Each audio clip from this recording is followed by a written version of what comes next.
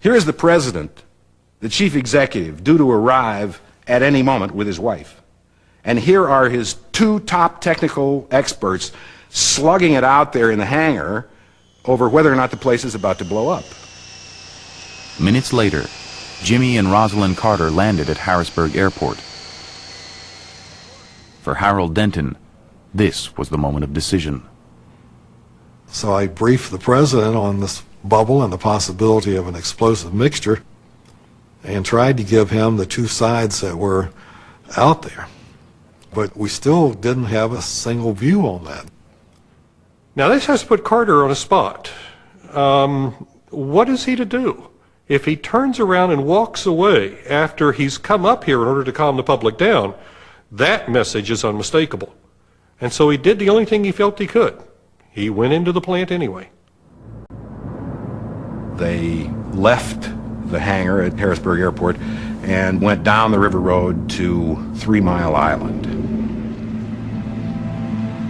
And watching that motorcade that day was a remarkable experience, because there were people who had tried to stick it out through thick and thin, been advised, get out of town, no, it's safe, pregnant women should leave, but everybody else is okay, and they've been whipsawed back and forth with leave, don't leave, it's about to explode, no it isn't.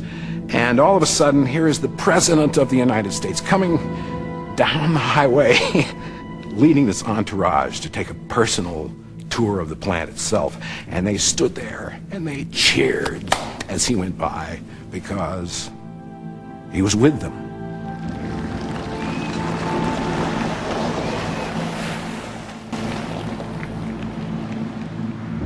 I remember all of us were outfitted with these little yellow booties that we put on over our shoes, and that was to protect us from water that was radioactive water, which was on the floor inside the facility.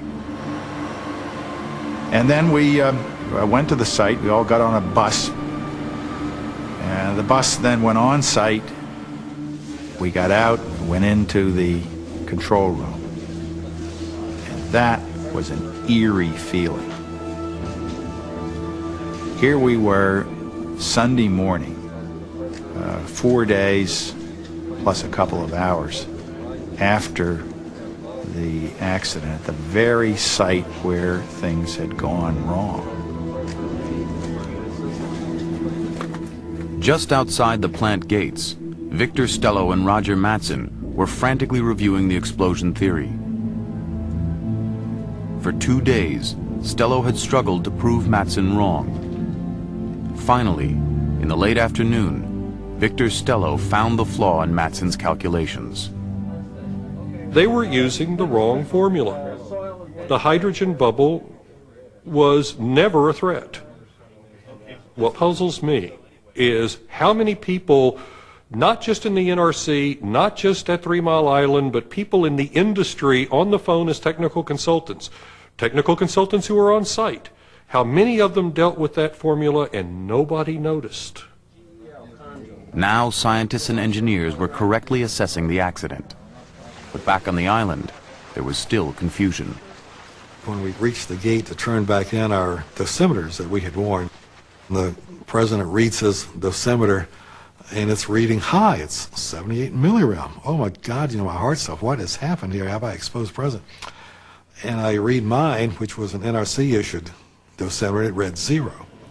Turns out the company had gotten so far behind on their ability to recharge dosimeters and hand out fresh dosimeters to everyone, they just noted what they read when they were turned in last and subtracted the difference.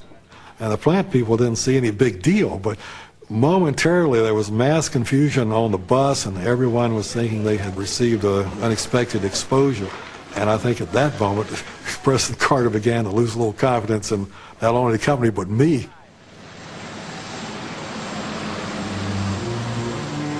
By the time Carter left Harrisburg, he knew the danger was over.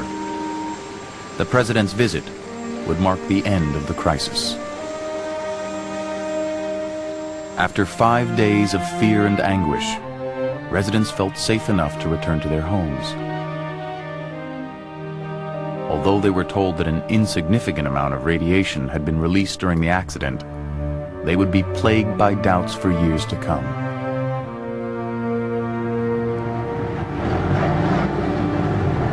On the island, lead bricks were brought in to build a wall around the reactor.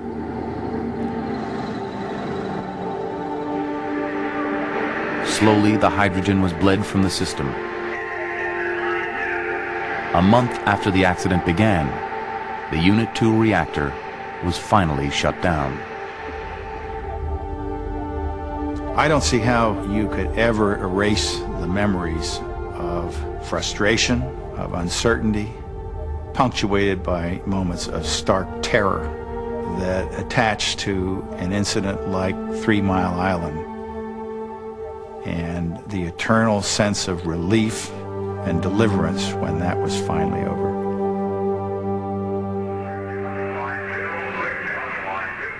Three years later, a robotic camera was lowered into the core.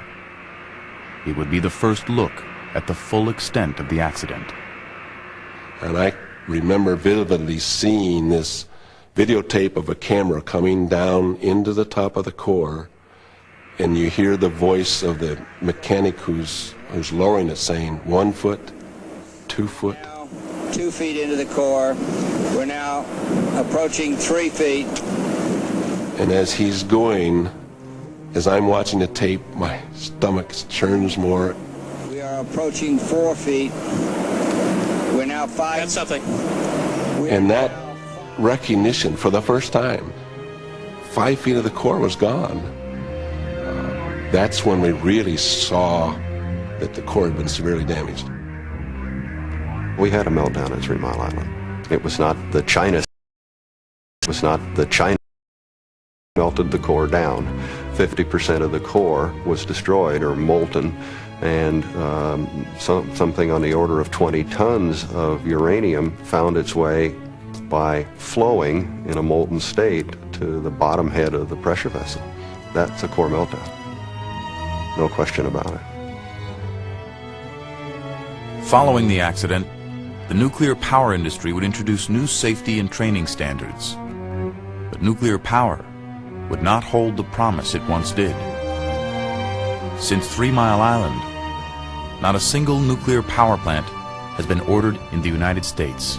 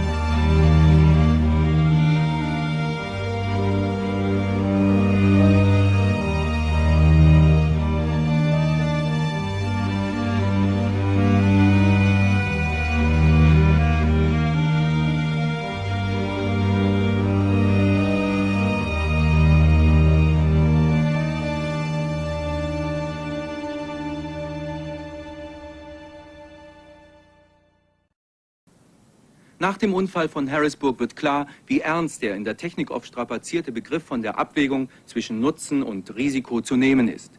Kernkraftwerke sind eben, wie alle technischen Systeme, mit einem Risiko verbunden. Bei den Sicherheitsüberlegungen werden verschiedene Störfälle durchgespielt. Das Kernkraftwerk ist aus praktischen Gründen nur für einige Unfälle, die mit einer bestimmten Wahrscheinlichkeit auftreten können, ausgelegt. Selbst wenn der Reaktortyp in Harrisburg mit deutschen Reaktoren nur schwer zu vergleichen ist, unterliegt er doch einem vergleichbaren Sicherheitsdenken. Gegen Unfälle wird der Reaktor nur bis zu einer bestimmten Grenze gesichert. Der Unfall in Harrisburg ist in den Planspielen der Sicherheitsingenieure nicht aufzufinden.